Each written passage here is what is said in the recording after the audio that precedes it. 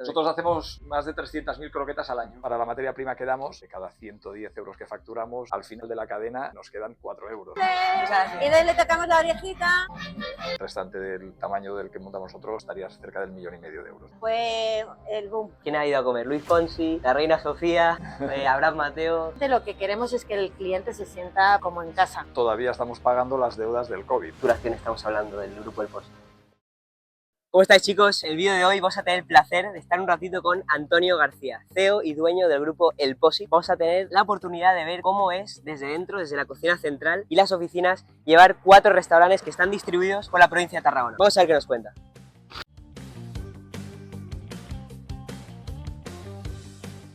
Antonio, ¿cómo estás? Encantado. ¿Cómo va la cosa? Bueno, Antonio, muchas gracias por tenernos aquí hoy. La verdad que siempre voy a comer al Posit y hoy tengo la oportunidad de ver cómo es desde dentro. Mi pregunta es, el Posit es un restaurante, pero realmente, ¿qué es el Posit? Bueno, el Posit es una forma de vida de nuestra familia, ¿no? Que empezamos hace ya más de 50 años, pero realmente empezamos en los años 60. Tío Ángel era el mayor de la familia. Mi padre, que era un crío, empezó a trabajar con él y poco a poco, pues en Granada, en un pueblo de Granada que se llamaba Castilleja, mi madre echaba las temporadas en Cambrils, en el mítico restaurante Gatell, que era bastante emblemático de Cataluña, o podríamos decir en toda España. Y mi padre, cuando acabó la mili, vino en septiembre del 73, vino a visitarla y fue a saludar a 2 paisanos suyos que trabajaban en el Posit, precisamente. Y vio que estaba en traspaso, se dio cuenta de que el servicio que daban era un desastre y que aún así había gente, y dice, ostras, si está en traspaso, el servicio es un desastre y aún así trabajan bastante bien, yo creo que esto puede ser interesante. Entonces, llamó a mi tío Ángel y se lo explicó, lo vieron, se enamoraron del local y allí empezó todo. Entonces ahora tenéis 4 restaurantes. Antes de ir, ¿y cómo surgió? Antes teníais uno y vais expandiendo, ¿cómo funciona? Sí, teníamos uno, como sabíamos que tarde o temprano aquel edificio se tendría que desalojar, montamos uno pequeñito al lado para no perder la ubicación. Todos nuestros clientes durante 3 años coexistieron y los clientes sabían que podían encontrarnos en el local de toda la vida o en el de al lado. Cuando derribaron el edificio donde estábamos desde hacía 32 años, la gente ya sabía que teníamos el otro. Y desde el otro nos sirvió de trampolín para mandar a la gente al nuevo local que montamos. Entonces teníamos 2 locales que estaban funcionando muy bien y decidimos comprar un local en Reus para montar otro restaurante, y allí fue cuando nos planteamos, si vamos creciendo, deberíamos mirar de estandarizar la producción, y por eso pensamos en montar el obrador. Pero justo hicimos una inversión bastante importante en el obrador, lo acabamos en 2008, que fue justo cuando vino la crisis inmobiliaria, y decidimos no montar el local de Reus porque realmente la facturación cayó bastante y no lo montamos. ¿Qué inversión requiere abrir un restaurante nuevo? Un restaurante nuevo, claro, depende de las características. Nosotros montamos restaurantes bastante grandes, depende también de si lo encuentras ya con cierto nivel de montaje. Nosotros, por ejemplo, ahora hemos montado el restaurante de La Pineda y allí ya había un restaurante montado. Y si tienes que partir de cero, un restaurante del tamaño del que montamos nosotros estarías cerca del 1,5 millones de euros de inversión. Entonces, esto es un montón de gente. ¿Cuántos comensales puede haber en cada restaurante? Tenemos 3 locales que están más o menos alrededor de los 250 comensales y luego tenemos el del Serrallo en Tarragona, que es un poco más pequeño, están 150. En promedio, ¿cuánto gasta un comensal cuando va a comer? Pues mira, tenemos 2 conceptos de negocio. El Posit Restaurant, que es el Posit que tenemos en Cambrils, en La Pineda y en el Serrallo. Allí estamos sobre los 36 euros de media. Sin embargo, tenemos otro concepto que está también en Cambrils, que es el Bar del Posit. Allí estamos unos 24 euros y pico. O sea, creo que es bastante, creo que ahora me puedes corregir, pero lo que veo la mayoría de restaurantes no, al menos yo cuando voy no gasto tanto. Quizás con un menú de 20 euros ya te entra bastante, ¿no? Pero... Bueno, nosotros es por el producto que damos. Nosotros damos un producto, no damos una elaboración muy sofisticada, pero sí que gastamos un producto de primerísima calidad. Tenemos una empresa muy sostenible y creemos que es importante trabajar con producto de proximidad, evitar huella de carbono en desplazamientos y luego también nosotros trabajamos mucho con producto de mar y también siempre intentamos que sea procedente de pesca sostenible, ¿no? Para evitar también pues, que se agote los recursos, ¿no? Para la materia prima que damos, nosotros trabajamos con unos márgenes muy ajustados. De cada 110 euros que facturamos, 10 son de IVA y de los otros 100, al final de la cadena nos quedan 4 euros. O sea, hay que decir que sería imposible vender el producto que damos a menor precio porque los márgenes nosotros tenemos muy optimizada toda la cadena. Si no lo tuviéramos así de optimizado, entrarías en pérdidas incluso. Entonces hablamos de 200, 300 comensales por restaurante y la verdad que la gente, el precio que gasta es bastante elevado. ¿De Sí. qué facturación estamos hablando del grupo El Posit? La previsión para 2025 es trabajar con unos 330.000, 340.000 clientes, más o menos. Wow. Y a 30, una media, ya digo, hay 2 conceptos diferentes, pero bueno, más o menos estaremos sobre los 11 millones de euros de facturación. Y de estos 11 millones, reinvertís, bueno, pagáis supongo que bastantes impuestos, deudas. Sí, bueno, sí.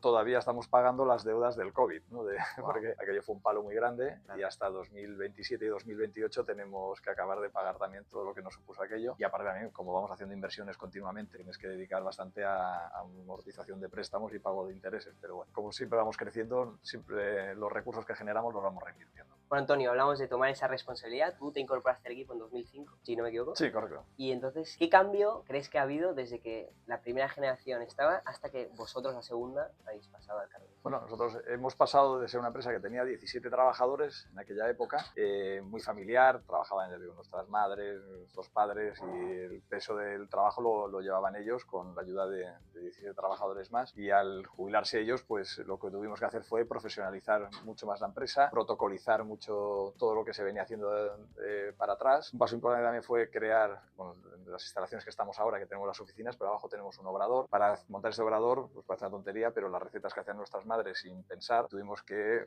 hacer todos los escandallos del producto, cómo lo hacían, qué tiempos de cocción tenían, qué tipo de corte, y nos encontramos con mil sorpresas de que la cebolla pues no se comporta igual si la cortas a juliana que si la cortas a brunoise o a mirepoix. Te suelta más agua, menos agua, te queda más ácido el sofrito, te queda menos. Bueno, muchas cosas de estas que tuvimos que ir estandarizando. La homologación de proveedores, de productos, y luego nos hemos encontrado en estos años que a nivel legal las exigencias han aumentado una barbaridad. En los últimos años han surgido 400 y pico normativas que afectan a Horeca, ¿no? A la cadena Horeca, que es hostelería, restaurantes y cafeterías.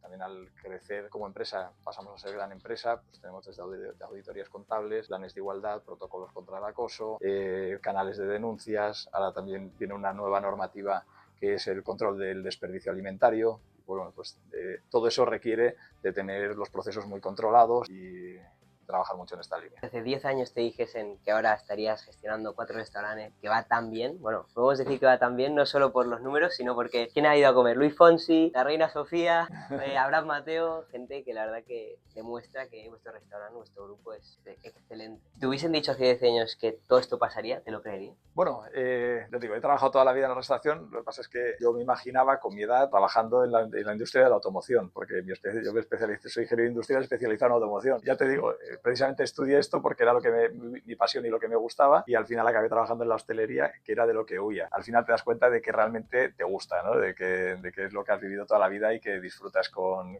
ello, y la verdad que estoy muy satisfecho. Pues genial, Antonio, la verdad que toda la información que has aportado es increíble, pero bueno, aparte de escucharla, también estaría muy chulo verla. ¿Crees que podemos ir a la cocina central abajo y ver un poquito más todo? Claro que sí, hombre. Vamos para allá. ¿Vamos para allá? Venga. Bueno, estamos aquí, disfrazados ya. Vamos a ver qué nos cuenta Antonio dentro de esta cocina. Señor, ¿Estás vestido? estoy disfrazado. Vamos a ver. Del punto que hemos partido, tenemos la recepción de materias primas, que es donde controlamos el producto que llega. Se hace un pesaje, se controlan las temperaturas de tanto del producto como del proveedor, y empezamos lo que es la trazabilidad hacia adelante, que se llama. Aquí miramos el número de lote de la partida que nos ha traído el proveedor, con qué albarán nos lo ha traído, y se controla todo informáticamente. ¿Cuántos proveedores vienen al día más o menos? Bueno, depende de la temporada también, pero bueno, en la empresa tenemos más de 300 proveedores diferentes. Wow. Todos de la zona. Sí, prácticamente el 95% de la zona. Este es el almacén seco, que llamamos, es donde tenemos almacenado todo el producto que no necesita refrigeración ni congelación. Lo que decimos, el botecito que pone conservar en un lugar fresco y seco, pues es lo que tenemos que conservar aquí. Y si hay algún fallo, nos avisa a través de una alarma. Lo tenemos conectado con un relé y la central de alarmas. Y tenéis un sistema etiquetado también, por lo que veo. Correcto, sí. Por ejemplo, la albahaca, pues nosotros en la recepción de materias primas ya hemos etiquetado el producto y con un código QR lo tenemos siempre localizado. Qué bueno. Nosotros aquí tenemos toda la información de esta materia prima, de qué proveedor nos lo ha traído, aparte de que también lo escribimos aquí, Claro. pero aquí tenemos información sobre lote, caducidad y otras especificaciones que puede tener el producto. En general, ¿cuánto tiempo puede estar aquí? O sea, entra y hasta que sale, ¿cuánto tiempo está este producto? No, nosotros trabajamos con una rotación muy alta. No nos gusta tener producto almacenado. Hacemos también un FIFO. Si entra un producto del mismo tipo de producto, entra uno nuevo, Claro. Siempre lo ponemos detrás para siempre coger lo más lógico, ¿no? Bueno, Antonio, esta máquina de aquí, por ejemplo, ¿qué es? No, mira, esto lo tenemos un poco también de parking de maquinaria, ¿eh? Ah, vale. Entonces, esta máquina, nosotros hacemos más de 300.000 croquetas al año. Entonces, inicialmente las hacíamos a mano, pero era muy complejo. O sea, empezamos haciendo 80.000 al año y ya necesitamos a 2 personas solo haciendo croquetas. Entonces decidimos comprar esta máquina. Nosotros hacemos la masa artesanal, como se ha hecho toda la vida. Lo que pasa es que esta máquina nos ayuda a darle forma y a pasarla por el huevo líquido. ¿Tú cuántas croquetas hacen en comparación a las que hacían estas 2 personas? Media persona hace 300.000 croquetas al año, aproximadamente. Wow. Ahorro en bajas médicas. La primera temporada que empezamos a ver que pusimos croquetas en nuestros restaurantes, los 2 acabaron con tendinitis. Entonces, con esto lo evitamos totalmente. ¿Qué es? No, este es el cuarto con gluten. Aquí tenemos la laminadora, tenemos la amasadora y aquí hacemos todas las elaboraciones con gluten.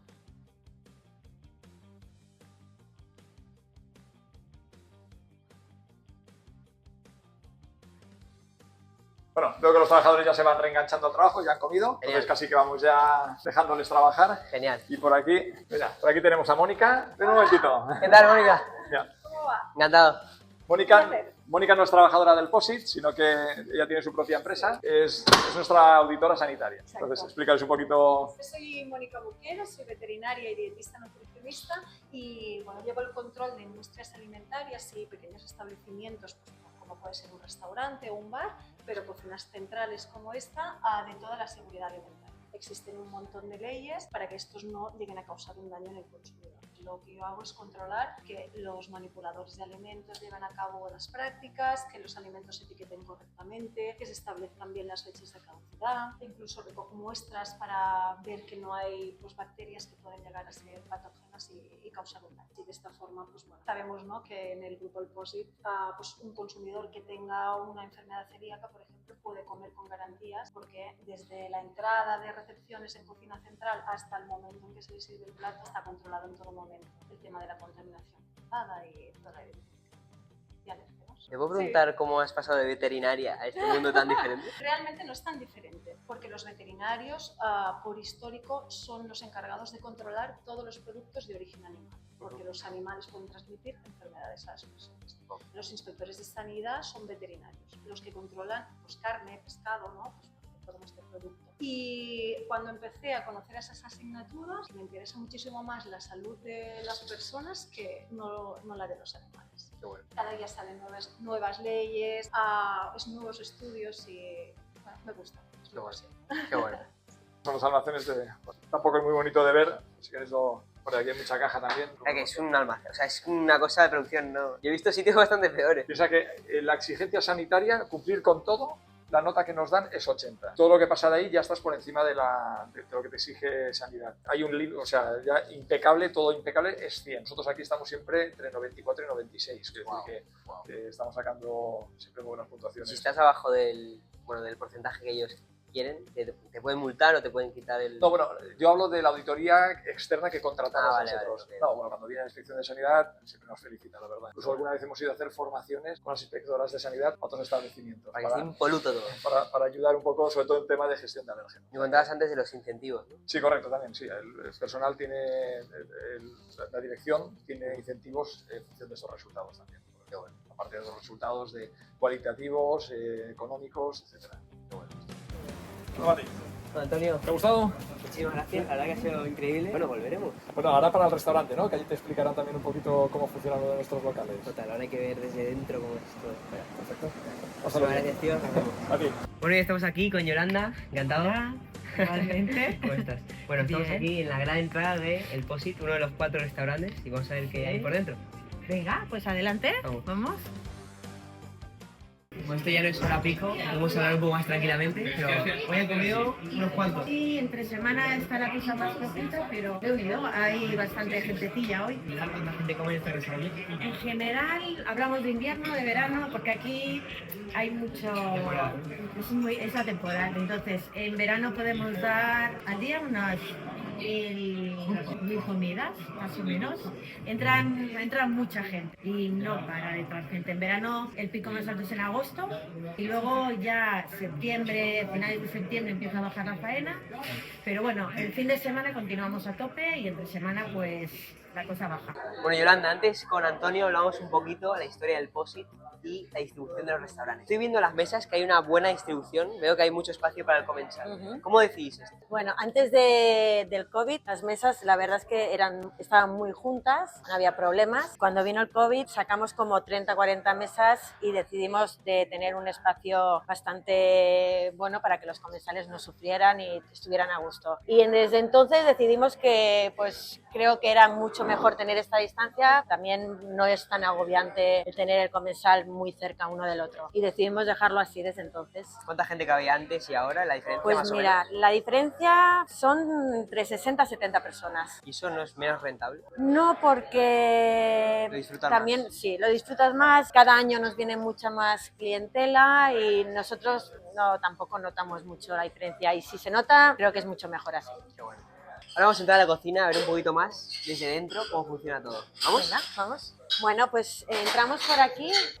Esta es la sala donde hacemos los postres. Ahora hay un cocinero que es el último que queda, Wow. creo. Se llama Jordi. Buenas. Y aquí pues se ponen a hacer los postres. Wow. Empezamos a entrar por la cocina. Tenemos que hacer alguna reformilla por aquí, pero por ahora es así. La barra y entramos en cocina. Bueno, pues nuestras freidoras, las planchas. Y Yolanda, ¿cuánta gente hay en cocina en general? En cocina, la temporada baja, que es en invierno, suelen haber unos 6, 7 cocineros. Fin de semana hay unos cuantos más de extras y suele haber unos 10, 12. Y en pleno verano, todos los días, unos 15. De los 4 que tenéis, este es el que más trabaja. De los 4 que tenemos, hoy por hoy, el último que abrimos de Pineda es el que más trabaja. Fue el boom, El bombazo. o sea, el bombazo. Ya Muy iremos. bueno. ¿Y Está cuánta muy gente guay. hay en el otro? La capacidad es más o menos la misma, Y ¿eh? en todos similar la capacidad. En Tarragona. Genial. Sí, el único que es igual un poco más pequeño es en el Serrallo. Este es el cuarto frío donde se preparan las ensaladas, la mise en place, todo. Aquí se prepara todo y la chica que está aquí tiene que estar a las 10 de la mañana preparando para cuando salga todo afuera. Abres y tenemos todo para poner el pescado fresco, lo tenemos todo por aquí. Bueno, Yolanda, estoy viendo que todo el almacén, los frigoríficos, la cocina es casi más grande que el restaurante. ¿Es Sí, realmente más grande? Es ¿no? realmente más grande porque faltaría todo lo que es el almacén, pero sí, porque es importante, aquí tenemos que tener también espacio pues para trabajar bien y no es eso que tener un comedor enorme y luego trabajar a mediocramente, o sea, tienes que tener un espacio bueno pues, para trabajar todos y más que son unos 15 cocineros allí que no se entorpezcan unos a otros y Claro. la verdad es que es grande. Antonio antes nos contaba fuera de cámaras de que todo está puesto estratégicamente en la cocina para que nadie tenga que estar... Que no se molesten unos a otros. Claro. Sí, sí, sí. Es que por eso mismo hay que tener espacio porque cuando te entran 500 personas a la vez y te entran en la cocina 100 notas Claro. una detrás de otra, necesitas moverte con libertad y no entorpecer al uno al otro. O sea, es fundamental eso. ¿Y cómo hacéis que siempre el personal, tanto los clientes, estén felices? ¿Tenéis alguna clave? Que digáis? Hacerlo con mucho cariño, todo. Con mucho cariño y la verdad es que gracias a ellos somos los que somos, lo que somos y tenemos el nombre, pues el Pósito gracias a ellos y la verdad es el que nos da de comer son ellos. Yo estoy súper agradecida. Hay que tener también, pues eso, mucha fuerza porque hay veces que te encuentras cada cliente, a veces que dices, por favor, menos mal que hay menos de estos. Hay Sí. mucha más gente agradable que desagradable, pero yo creo que hay que hacerlo con cariño.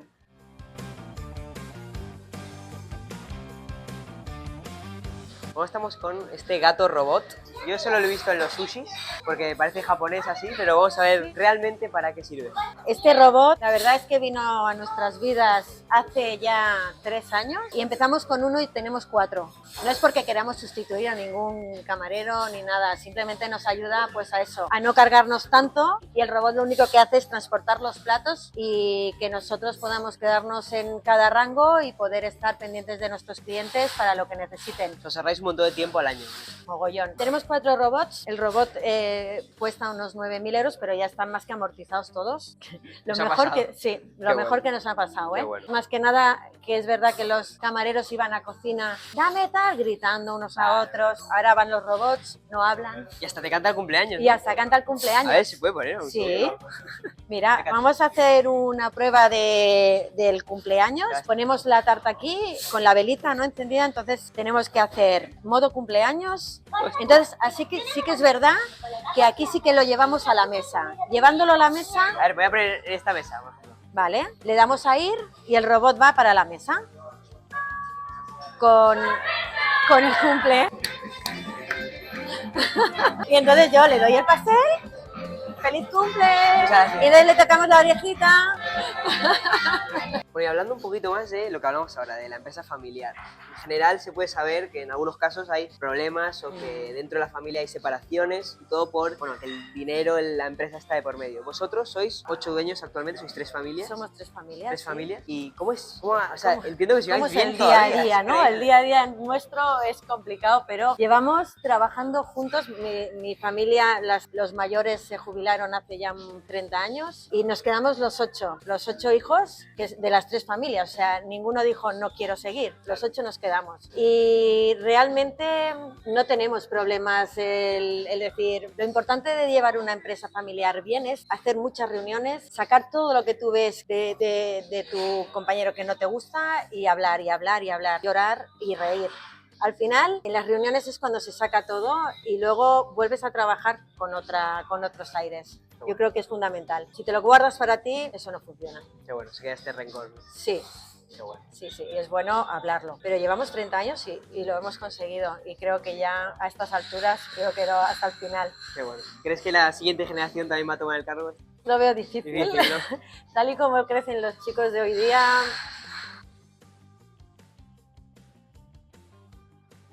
Pues bueno, son fotos de Cambrils de hace más de 50 y 60 años.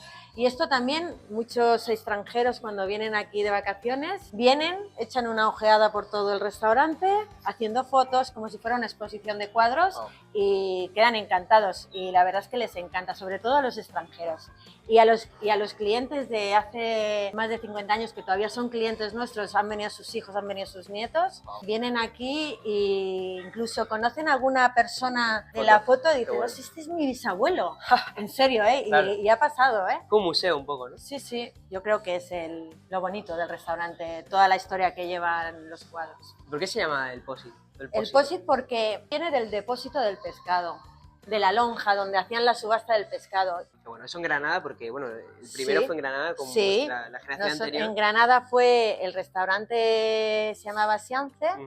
Y luego vinimos para acá, tuvimos que dejar el Siance porque aquí no damos abasto. Claro. Empezó a venir mucha gente y mi familia pues se lo trabajó mucho y la verdad es que se lo ha ganado con creces. La verdad es que yo, si no fueran por ellos, el mantener la clientela es muy importante, pero ellos lo han subido y nos han dejado todo muy mascado.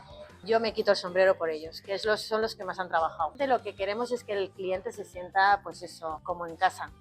Hacemos todo lo posible, yo lo he mamado porque llevamos 50 años y lo hemos mamado de muy pequeñitos y entonces yo ya sé lo que va bien a la empresa. Yo tengo 50 años ya, yo nací aquí, cuando abrimos el restaurante teníamos habitaciones arriba, o sea, nacimos allí y lo hemos vivido muy de cerca. O sea, el POSIT es algo más que una empresa. Es algo más que una empresa. Ha crecido tanto que ya no se le puede decir que es una empresa familiar, que continúa siendo una empresa familiar. Ha crecido tanto que ya me he ido yo al bar, mi hermana se queda aquí, mi primo se queda en la nave, el otro en Pineda. Entonces ya es como que... Pero es que crecimos todos en un restaurante que comíamos todos allí. Salía todo de allí y no sé, creo que es bonito. Y ya está.